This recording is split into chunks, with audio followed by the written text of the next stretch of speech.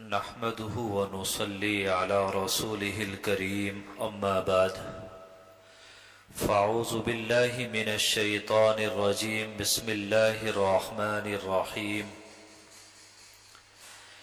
يا أيها الذين آمنوا قوا أنفسكم وأهليكم نارا وقودها الناس والحجارة صدق الله العظيم وقال النبي صلى الله تعالى عليه وسلم لا يدخل الجنة جسد غزي بالحرام او كما قال عليه الصلاة والسلام۔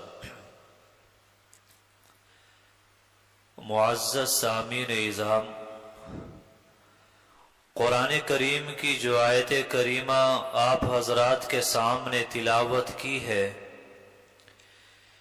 اس میں اللہ تبارک و تعالی نے یہ بات بیان فرمائی ہے کہ اے ایمان والو، اپنے آپ کو اور اپنے اہل و عیال کو جہنم کی اس آگ سے بچاؤ جس کا ایندھن انسان اور پتھر ہیں۔ گویا کہ قرآن کا پیغام یہ ہے، اللہ کا فرمان یہ ہے کہ اپنے آپ کو بھی بچانا ہے اور اپنے اہل و عیال کو بھی جہنم کی اس آگ سے بچانے کی فکر کرنا ہے۔ دیکھیے، اگر کوئی شخص صاحب ایمان ہے، اگرچہ وہ گناہوں کے اندر مبتلا رہتا ہو، خواہ کبیرہ گناہ ہو یا صغیرہ گناہ ہو، ان کی مغفرت و بخشش کی کوئی نہ کوئی صورت ہو سکتی ہے۔ یہ بھی ممکن ہے کہ اس کو ویسے ہی معاف کر دیا جائے، اور یہ بھی ہو سکتا ہے کہ گناہوں کی سزا دینے کے بعد پھر اس کو جنت کے اندر داخل کر دیا جائے۔ لیکن ایمان اتنی بڑی دولت ہے کہ اگر کوئی ایمان بچا کر دنیا سے لے گیا تو جہنم میں داخلہ طے ہے، اگر رب نے معاف کر دیا تو ڈائریکٹ جنت میں داخلہ ہو جائے گا، اگر معاف نہ کیا تو گناہوں کی سزا بھگتنے کے بعد پھر جنت کے اندر یہ آدمی داخل ہو جائے گا۔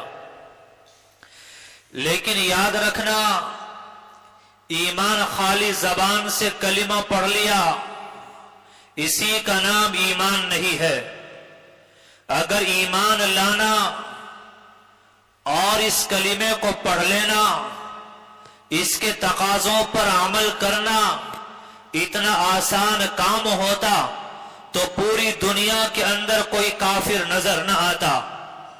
اگر یہ کلمہ اتنا آسان ہوتا اور کلمہ پڑھ لینے ہی سے کام چل جاتا، اس کے کوئی تقاضے نہ ہوتے، کلمہ پڑھ لینے کے بعد کچھ اللہ کے احکام انسان سے وابستہ نہ ہوتے تو مکہ کے لوگ نبی علیہ السلام کی مخالفت نہ کرتے، بلکہ مکہ المکرمہ کے لوگ وہ نبی علیہ السلام کے پہلے ہی اعلان پر ایمان لے آتے۔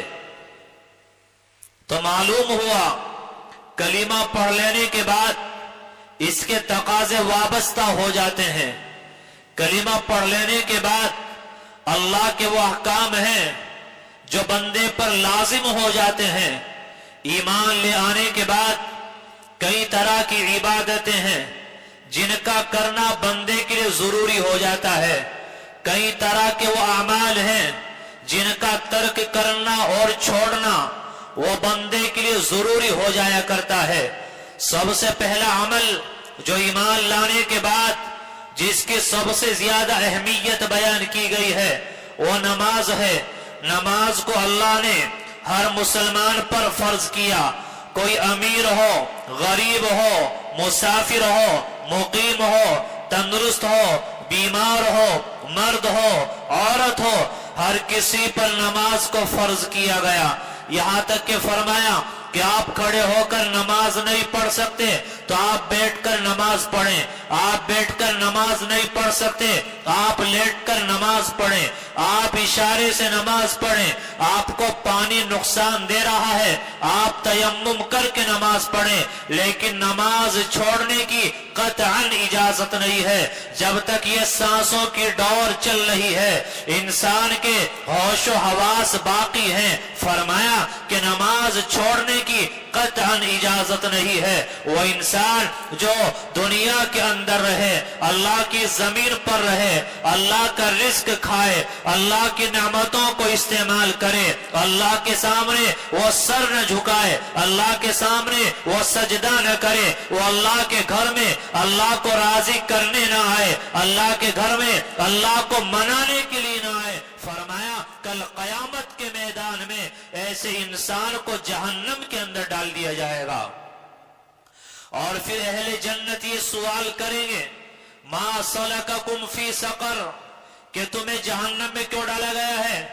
وہ جواب دیں گے لم نک من المصلین، ہم نماز نہیں پڑھتے تھے اس وجہ سے ہمیں جہنم کے اندر ڈال دیا گیا ہے۔ تو نماز نہ پڑھنا یہ ایک ایسا عمل ہے جس کی وجہ سے قیامت کے میدان میں انسان کو جہنم کے اندر ڈالا جائے گا۔ اور حدیث پاک کے اندر نبی علیہ السلام نے فرمایا اول یحاسب یوم القیامت الصلاۃ، کہ قیامت کے دن سب سے پہلے نماز کے بارے میں سوال کیا جائے گا۔ اگر نماز ٹھیک نکل آئی انسان کامیاب و کامران ہوگا، ورنہ تو ناکام و نامراد ہو جائے گا۔ حضرت شیخ عبد القادر جیلانی رحمت اللہ علیہ فرماتے ہیں کہ ایک بے نمازی کی نحوست وہ 40 گھروں تک جاتی ہے۔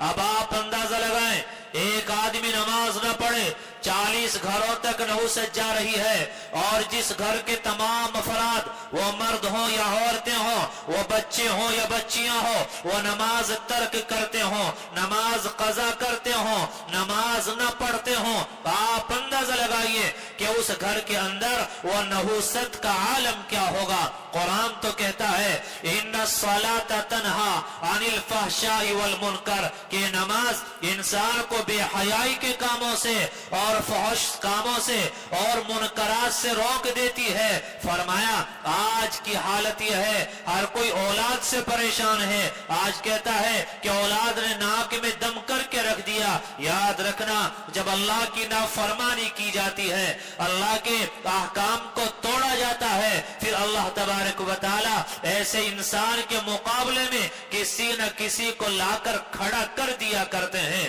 آج کوئی کہتا ہے، حضرت فضیل ابن عیاض فرماتے ہیں کہ اگر کبھی مجھ سے کوئی گناہ ہوا، مجھ سے کوئی اللہ کی نافرمانی ہو گئی تو مجھے اس کے اثرات فوراً نظر آتے تھے۔ کبھی بیوی نافرمان ہو گئی، کبھی اولاد نافرمان ہو گئی، کبھی سواری نے دھوکہ دے دیا، کبھی سواری نے پریشان کرنا شروع کر دیا، کبھی لڑائی جھگڑا ہو گیا۔ میرے بھائیو یاد رکھنا جو انسان کی زندگی ہے، یہ انسان کی زندگی بھی یہ انسان کو خود اس کے اعمال کی سزا دیتی ہے۔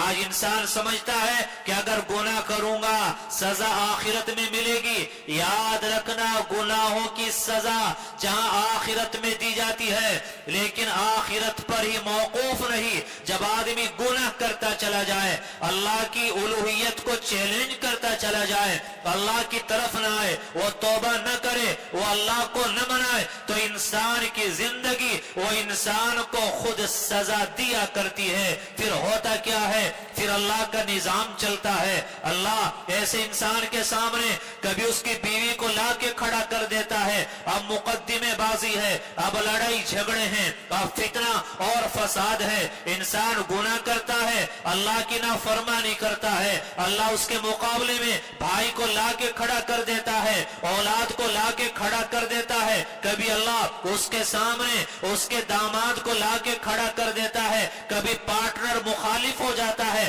کبھی پڑوسی ناراض ہو جاتا ہے، اور اس کی زندگی جہنم بنا کے رکھ دی جاتی ہے، اور انسان سسک سسک کر زندگی گزارنے پہ مجبور ہو جایا کرتا ہے۔ حضور اکرم صلی اللہ علیہ وسلم نے ایک حدیث پاک کے اندر ارشاد فرمایا کہا کہ جو انسان جان بوجھ کر نماز قضا کر دے، فرمایا ایسا ہے جیسا اس کے گھر میں آگ لگ گئی ہو، بیوی بچے ہلاک ہو گئے ہوں، مال و دولت سب تباہ اور برباد ہو گیا ہو۔ یاد رکھنا، ایک آگ تو وہ ہوتی ہے جو ہمیں اپنی نظر سے دکھائی دیتی ہے، ایک آگ وہ ہے جو اللہ کے احکام کو توڑنے کی وجہ سے، نمازیں ترک کرنے کی وجہ سے، اللہ کے گھر ان مسجدوں کو ویران کرنے کی وجہ سے، اللہ کی نافرمانیاں کرنے کی وجہ سے، یہ وہ آگ ہے جو ہمارے دل اور دماغ کے اندر لگی ہوئی ہے، یہ وہ آگ ہے جو ہمارے گھروں کے اندر لگی ہوئی ہے، اور وہ آگ ہمیں نظر نہیں آ رہی ہے۔ یہ آپس میں نفرتوں کا ہونا، آپس میں لڑائیوں کا ہونا، یہ آپس کی عداوتیں، یہ مقدمہ بازیاں اور یہ پریشانیاں، یہ طرح طرح کے حالات سے دوچار ہو جانا، میرے بھائیوں ہم نماز قضا کرتے ہیں، ہم اللہ کے احکام کو توڑتے ہیں، جس کی وجہ سے اللہ تبارک و تعالی یہ وہ آگ ہے جو ہمارے گھروں کے اندر لگا دیتے ہیں اور اس طرف ہماری نظر بھی نہیں جاتی۔ آج سب سے بڑے افسوس کی بات یہ ہے کہ آج مسلمان کے اوپر حالات آ جائیں، پریشانی آ جائے، کاروبار متاثر ہو جائے، کاروبار میں نقصان ہو جائے، کسی طرح کے حادثے کا شکار ہو جائے، کسی پریشانی میں گر جائے، تو جو اصل اسباب ہیں، اصل اسباب کی طرف انسان کی نظر نہیں جاتی، بلکہ نظر دوسری چیزوں پر جاتی ہے۔ شاید کسی نے کچھ کرا دیا، شاید فلاں کی وجہ سے نقصان ہو گیا، میں نے ایسا کیا، ایسا نہ کرتا تو نقصان نہ ہوتا۔ شیطان اصل سبب کی طرف نظر جانے نہیں دیتا کہ یہ بدعمالیاں ہیں، یہ گناہ ہیں جو تو نے تکبر کیا ہے، دوسروں کا مذاق اڑایا ہے اور دوسروں کے سامنے اترایا ہے، اللہ کی نافرمانی کی ہے، اللہ نے کوئی نعمت عطا کی ہے اور ان نعمتوں کی تم نے قدردانی نہیں کی ہے۔ میرے بھائیوں اگر انسان گناہ کرے فوراً سزا مل جائے تو پھر تو کوئی انسان کیا ہے، کوئی بھی نافرمانی نہیں کرے گا، پھر انسان کا امتحان نہیں ہوگا۔ جب حالات درست ہوتے ہیں اللہ نوازتا ہے، انسان سب سے پہلے اللہ کے احکام کو بھول جاتا ہے، سب سے پہلے اللہ کو بھول جاتا ہے، پھر کچھ دن کے بعد نظام چلتا ہے، اللہ کے باطنی نظام ہوتا ہے جس سے پھر انسان نکل نہیں پاتا۔ اور یاد رکھنا ان حالات سے باہر نکلنے کا راستہ توبہ کے علاوہ کوئی اور نہیں ہے، ان حالات سے باہر نکلنے کا راستہ اللہ کے سامنے بہانے کے علاوہ نہیں ہے، ان حالات سے باہر آنے کا راستہ اللہ کو منانے کے سوا کچھ اور نہیں ہے۔ ایک حالات تو وہ ہوتے ہیں جو نیچے کی طرف سے آتے ہیں، ایک حالات وہ ہیں جو اوپر کی طرف سے آتے ہیں، تو حالات اوپر کی طرف سے آئے ہیں تو اوپر والے ہی کو آپ کو منانا پڑے گا۔ ایک قصہ لکھا ہے کہ ایک مرتبہ ایک بندری کہیں سفر میں جانے لگی تو وہ جنگل کے راجہ شہر کے پاس گئی اور کہا کہ مجھے سفر میں جانا ہے، میرا بچہ چھوٹا ہے، ساتھ لے کر نہیں جا سکتی، کسی اور کے حوالے کروں تو اطمینان نہیں ہے، میں آپ کے سپرد کر کے جا رہی ہوں، تم جنگل کے بادشاہ ہو، تم اس کی نگرانی کرنا، خیر خواہی کرنا۔ چنانچہ شیر نے ذمہ داری کو قبول کیا اور شیر بندری کے اس بچے سے اتنی محبت کرتا تھا، ہر وقت ساتھ رکھتا، برابر میں لٹاتا۔ بتلائیے کیا کوئی دوسرا جانور وہاں آ سکتا تھا؟ نہیں آ سکتا تھا۔ شیر اس کو اپنی پیٹھ پر بٹھائے جنگل میں لیے پھر رہا ہے، ہر طرح سے ذمہ داری نبھا رہا ہے۔ اچانک ہوتا کیا ہے، شیر پیٹھ پر بٹھائے ہوئے لے کر چل رہا تھا کہ آسمان سے کوئی بڑا پرندہ باز وغیرہ آیا اور اوپر سے اس کو لیا اور لے کر اڑ گیا۔ اب بندری کا بچہ چلا گیا، وہ سفر سے آتی ہے، بچہ کہے کہ چلا گیا، کیا ہو گیا، یہ ہو گیا، اس نے تانا دینا شروع کیا، تم کہیں کہ بادشاہ ہو، کیسے تم راجہ ہو، تم ایک بچے کی حفاظت نہ کر سکے، تم کیا کرو گے؟ شیر خاموشی کے ساتھ سنتا رہا، بعد میں جواب دیا کہ آپ کا غصہ بجا ہے، لیکن ایک ذرا سی میری بات بھی آپ سن لیں۔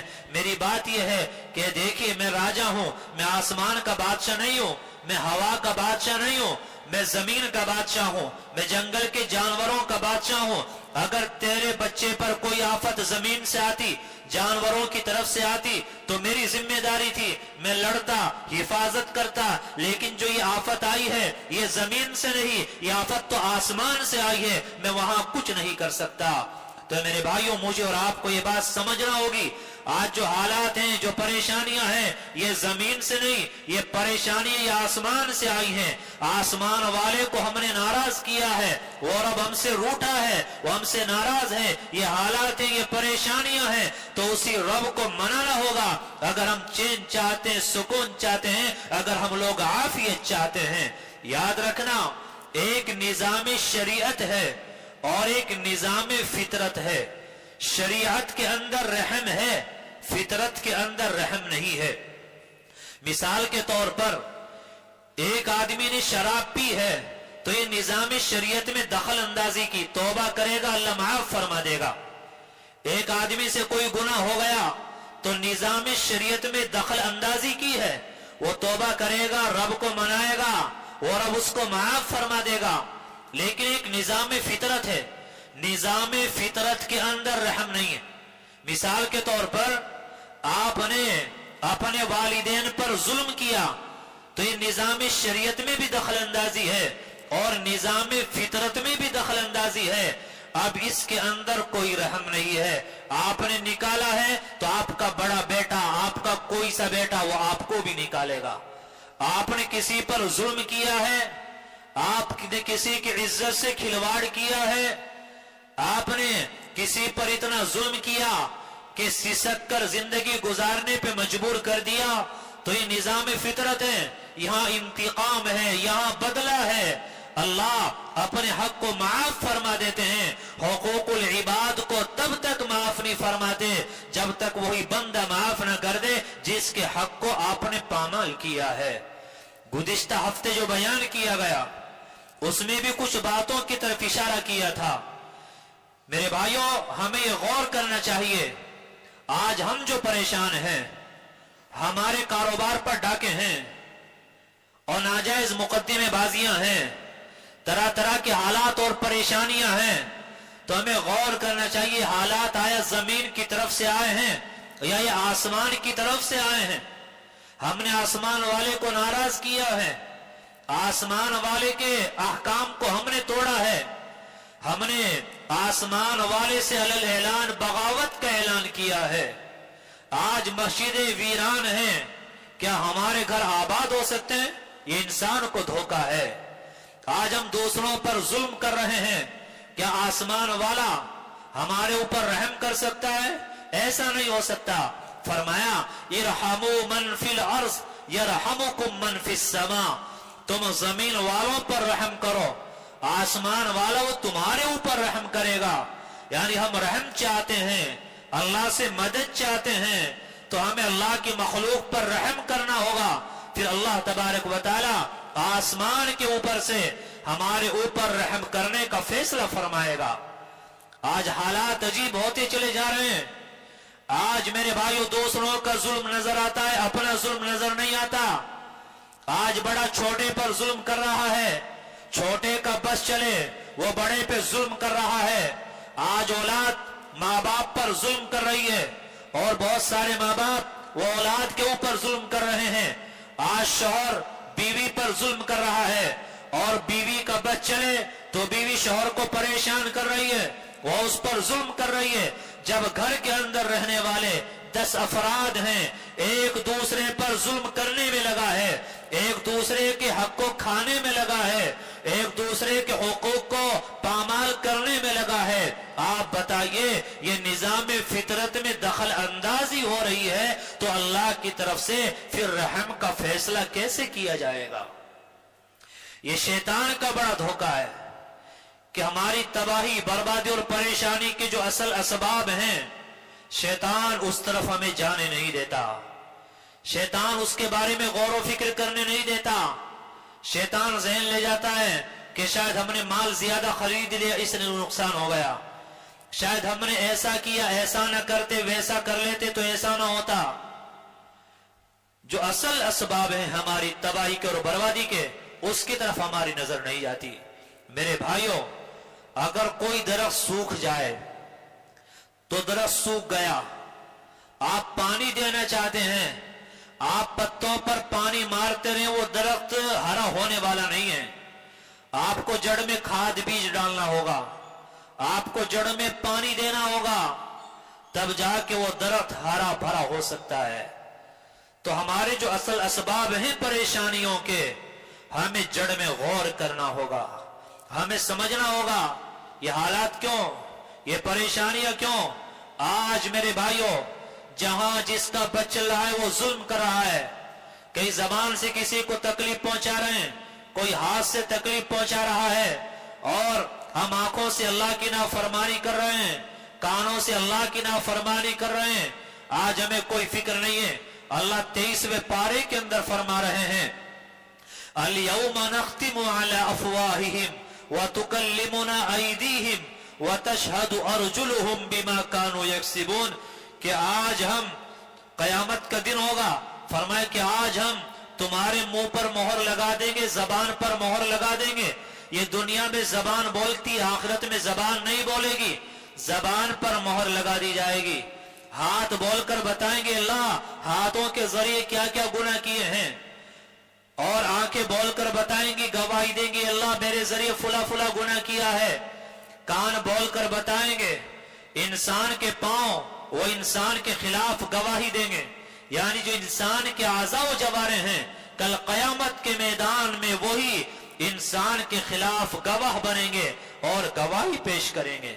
अगर किसी को धोखा हो कि हाथ पांव कैसे बोलेंगे, तो याद रखना जबान ये भी गोश्त का एक लोथड़ा है, अल्लाह इसको बुलवा सकता है तो अल्लाह हाथ पांव को भी बुलवा सकता है।